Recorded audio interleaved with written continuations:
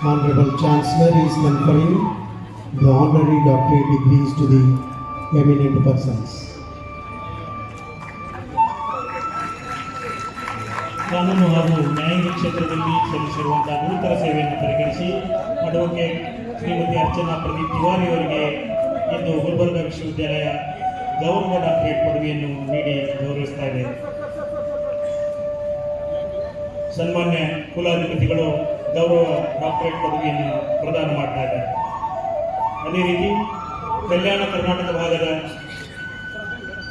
ಪ್ರಾದೇಶಿಕ ಸಮತೋಲನ ನಿವಾರಣೆಗೆ ನಿರಂತರ ಹೋರಾಟ ಮತ್ತು ಸಾಮಾಜಿಕ ಸೇವೆ ಸಲ್ಲಿಸಿರುವಂತಹ ಹೋರಾಟಗಾರ ಶ್ರೀ ಲಕ್ಷ್ಮಣ್ ದಸ್ತಿಯವರಿಗೆ ಇಂದು ಗುಲ್ಬರ್ಗಾ ವಿಶ್ವವಿದ್ಯಾಲಯವು ಗೌರವ ಡಾಕ್ಟರೇಟ್ ಪದವಿಯನ್ನು ನೀಡ್ತಾ ಇದೆ. The Honorable Chancellor is conferring the honorary doctorate degree to Sri Lakshman Dasti, the eminent person.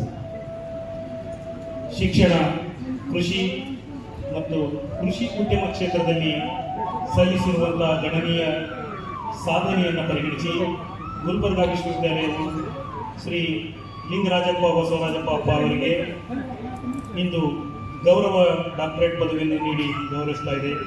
ಸನ್ಮಾನ್ಯ ಕುಲಾಧಿಪತಿಗಳು ಹಾಗೂ ವಿಶ್ವವಿದ್ಯಾಲಯದ ಕುಲಾಧಿಪತಿಗಳು ಆಗಿರುವಂಥ ಸನ್ಮಾನ್ಯ ಶ್ರೀ ಥಾವರ್ಚಂದ್ ಗೆಹ್ಲೋಟ್ಜಿ ಅವರು ಗೌರವ ಡಾಕ್ಟರೇಟ್ ಪದವಿಯನ್ನು ಪ್ರದಾನ ಮಾಡ್ತಾ ಇದ್ದಾರೆ. Honorable Chancellor has conferred the honorary doctorate degree to Sri Lingaraj Basavajappa. कानून के क्षेत्र में अद्वितीय सेवा करने के लिए अधिवक्ता श्रीमती अर्चना प्रदीप तिवारी जी को कल्याण कर्नाटक के क्षेत्र में अपनी अद्वितीय सेवा करने के